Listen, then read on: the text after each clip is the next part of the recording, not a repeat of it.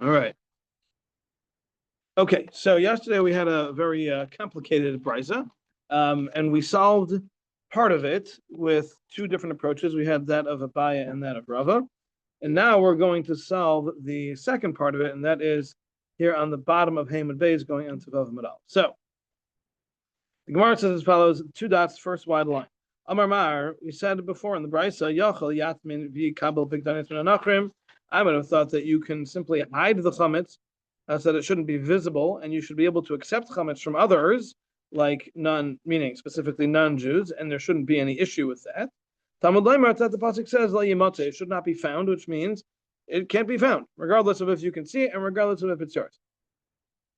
To which the Gemara asks, Sa'amar Teresha, but you said in the beginning of that same brisa, Shalacha'i ataraya, avot ataraya shalachayim. The pasuk says La Yira Lecha, that it should not be found to you. So that says that it's only a problem if it's yours, but if it's not yours, then it's okay. So the beginning of the brisa says you're allowed to have chametz that's not yours in your possession, and the second half of the brisa says you're not allowed to. So what's going on over here? Or if it belongs to actors, same thing. The Gemara answers like kasha, not a problem. How the kabbalah le'achrayis, how the loy kabbalah le'achrayis. There's two different cases being described. One is where you've accepted a responsibility for the item that you have that doesn't belong to you, and the other is where you have not accepted a responsibility for the item. So if you have not accepted a responsibility, then there's no problem with having it. It's not yours. You have no responsibility. You have no connection to it. So that's fine. That is okay to have in your possession. But that which is you've accepted responsibility on, that already makes it enough connected to you that it's a problem to have that in your possession on Pesach. Like we find the story with Rava and talking to the people of his city of Mechutza. Get rid of the chametz that is of the people from the army that's in your home, because the armies used to go through and they would just use people's houses however they wanted. They'd use them for storage and things. And Rava said everybody's got to get rid of all of the chametz that belongs to the army people. Why? Since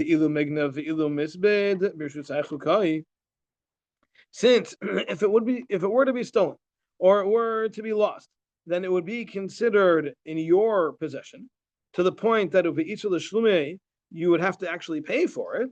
So therefore, it's considered like yours, the usher, and that is prohibited. So here we see that the fact that you have a responsibility to pay for it, should anything happen to it, makes it yours in regards to chametz. So the Gemara says, this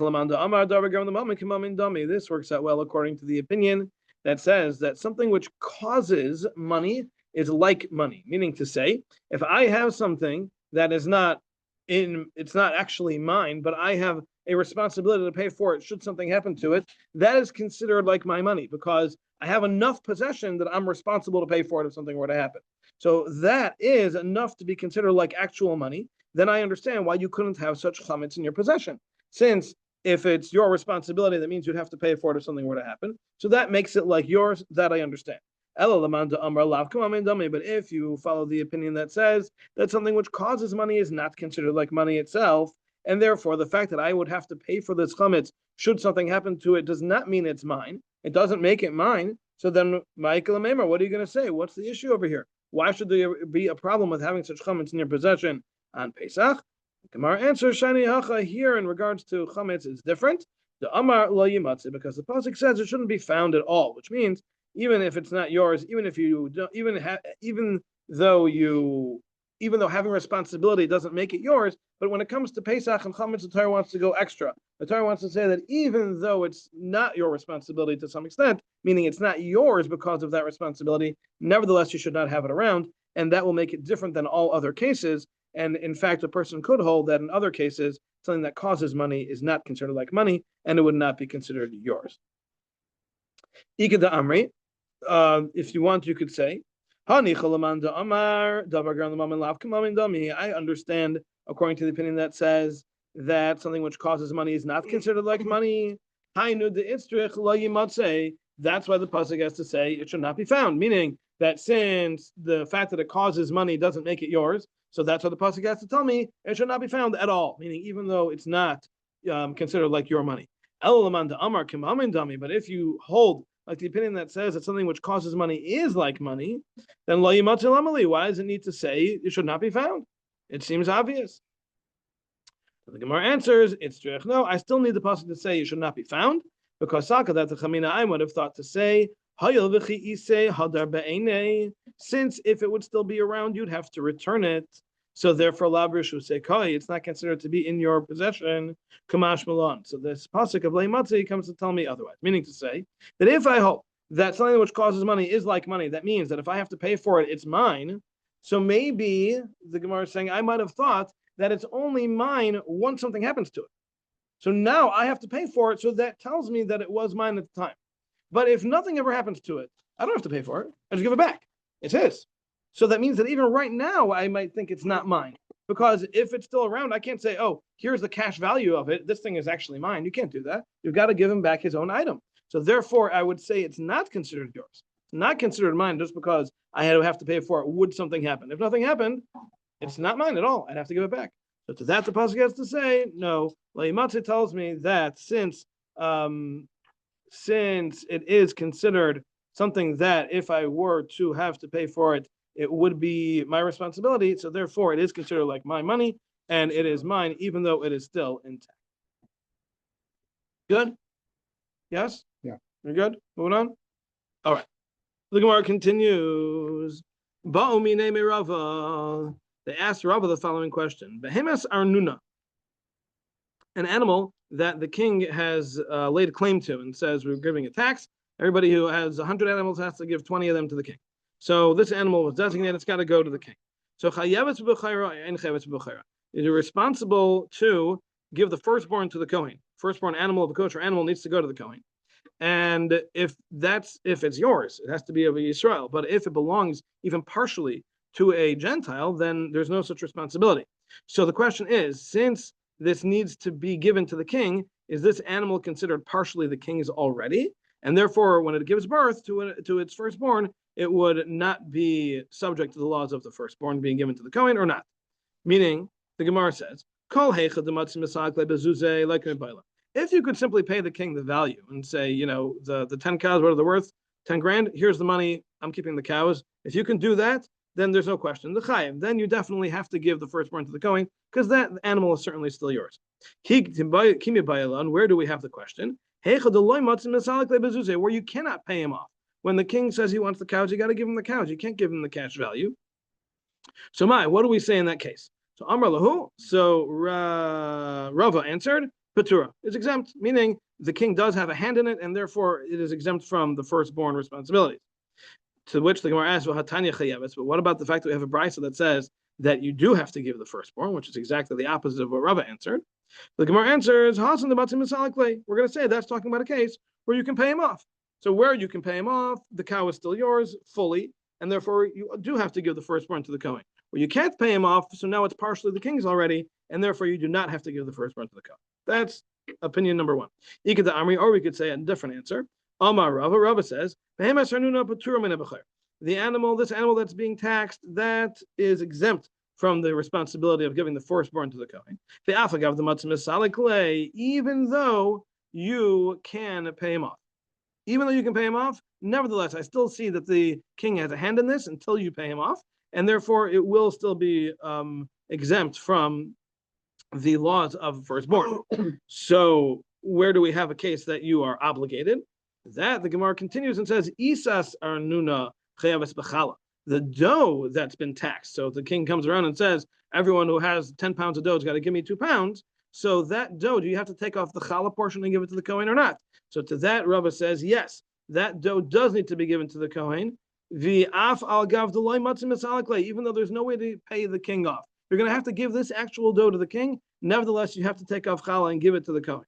My time, and what's the reason? Behema isle kala. An animal, people know about it. That's a common thing. People hear about it. People know these animals are being given to the king. But isa less kala. But a dough, people don't hear about that. People don't know this dough, that dough. They don't know. It's not as big a deal. So therefore, we are concerned that if people see that you have this dough and you're not taking off challah and giving it to the Kohen, they're going to say, hey, what's going on? Why aren't you giving it to the Kohen? And they're going to start spreading rumors, and that's not good. So therefore, when it comes to the dough, which people don't know is supposed to go to the king, you're going to have to take off that challah portion anyway and give it to the Kohen because of what people might say. So this way we can say that when the Brisa says that you have to give the arnuna, the tax that is responsible, you are chayiv there, that can be talking about the dough, which you have to take off challah and give it to the Kohen. Okay. The Gemara continues. A couple of interesting testing over here, but I don't think we have time. So let's keep going over here. Maybe if we have time at the end, we'll go back.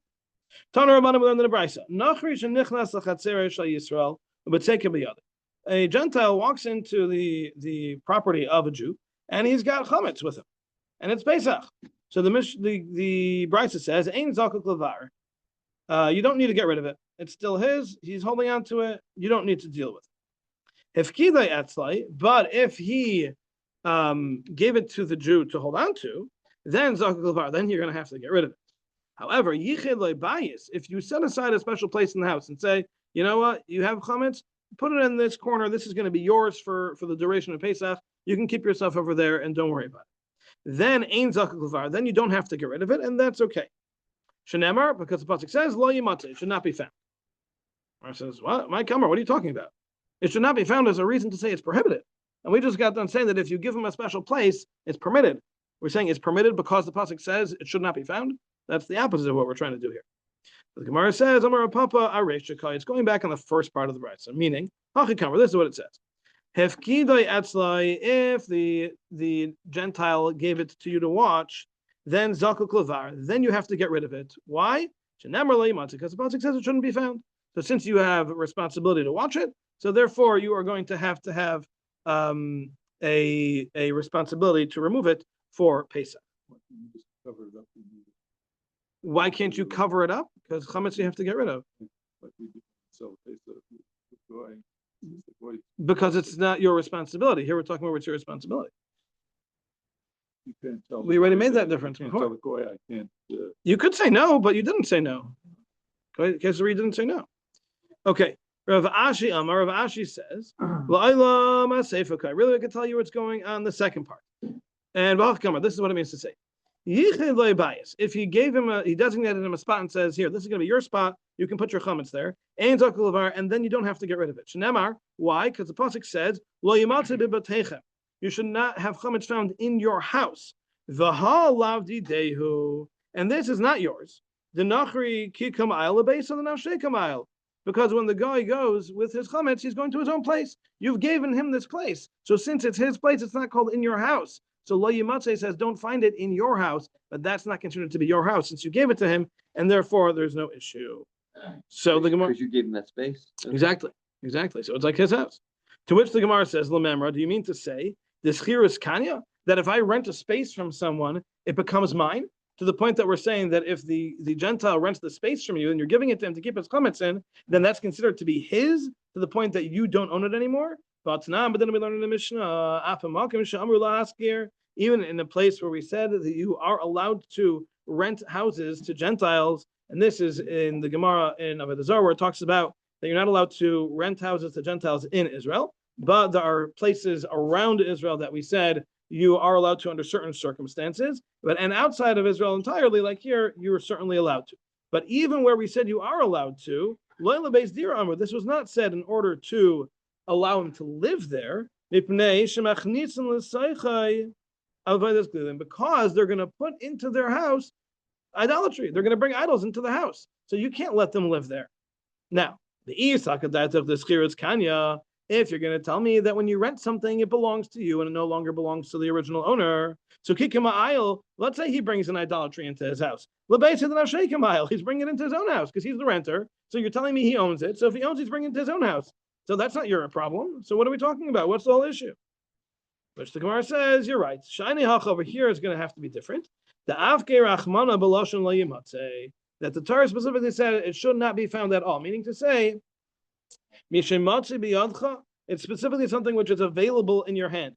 As opposed to this, which is not available to you. Meaning to say, but the fact that you've given this piece of property over to everybody else, to this guy, so that itself is a reason to say it's not accessible to you. And the only problem with having chametz in your property, if it's not yours, is if you've got this accessibility for it. But if you don't have the accessibility, you don't have access to it because it's not in your place, then it is not a problem. So even though we could say Schiras Laikani, that the fact that he rented it means it still belongs to you, the owner, even though he has access to the space. But since you no longer have access to the space, even though you own it, it will not be a problem for Pesach. Amar Rav Yehuda Amar Rav. Rav Yehuda said the name of Rav. I might say chametz bebeisai biyontiv. Somebody finds chametz in his house on Pesach. What do? You can't burn it because it's yontiv. So kaifa olav esakli. You cover it with a vessel. So Taisus asked the question, how could you do that? You're using non-muksa for something muksa. You're not allowed to use non-muksa for something muksa. So Taisus says it's different because you're doing a mitzvah with it, and we're concerned that you might eat chametz. And there's a deraisa here that you might eat chametz, so therefore we waived the rabbinic prohibition of muksa in this circumstance. Muksas were derabanan. Muksa, right, and we waived the derabanan because of the concern of the deraisa. Exactly. Amar Rava says, if this chametz that you found was actually hektish, then there's no need, there's no concern. My time, why? Because people anyway aren't going to eat it. People are very careful with hektish. No one gets near hektish. You have to make sure it goes to the Beis Hamikdash, so you don't need to worry about it. But Amar Rav Yehuda Marav said another thing. Similarly, chametz shel nachri. If there is chametz of a non-Jew in your house before Pesach, you have to make a partition in front of it that's 10 tvachim tall at least. Mishum heker, in order to be a sign to recognize that this is something you need to stay away from. So that's why when we have chametz that we sell to the non-Jew, so we have to make sure that it's behind the partition, it's closed off. It's somewhere where you're not going to access it and see it, because this way you will not mistakenly go back to it. Now, the imshal hektishu and it's however, if it's hektish and belongs to the guy, interestingly, then there's no concern. My time, and what's the reason for that? Because anyway, people are going to avoid it. Like we said before, people stay away from hektish, and you don't need to be concerned that someone might eat it by mistake. Rav said another thing. I'm a farish. Someone who goes away for Pesach more than 30 days before Pesach, before Purim, he doesn't need to get rid of the chametz. However, if it's within 30 days, so it's after Purim, then he does have to get rid of the chametz. Okay. Amar Abaye. So Abaye says, that which we said, that if it's within 30 days, you do have to get rid of your chametz. That's only said if you intend to come back. If you don't intend to come back, you don't have to get rid of it. So Rabba said to him, what do you mean? If you're planning on coming back, then even if you left 6 months before, it shouldn't matter. If you're coming back for Pesach, you got to make sure there's no chametz there for Pesach. So what are you talking about? So therefore, Rabba says, that which we said, that before 30 days, you don't need to get rid of it. So that's only true if you're not planning on coming back for Pesach. But if you're planning on coming back, even if you're 6 months before, you still need to get rid of your chametz because you're going to be back there for Pesach. Now, Rabba is going like his own opinion. To Amar Rabba, as Rabba said, someone who makes a room into a storage space, and there's chametz on the floor, and he piles all sorts of storage, whatever it is, on top of it. So if it's before 30 days, you don't need to get rid of that chametz. But if it's within 30 days of Pesach, you got to get rid of that chametz first. Now, and even 30 days before, also, we didn't say this, so that's only if you're not planning on clearing it out for Pesach. But if you're going to clear out the storage for Pesach, and then you're going to have it accessible on Pesach, then even before 30 days, you also have to get rid of that chametz. All right, we'll stop here and continue tomorrow. Okay, now as far as tomorrow goes,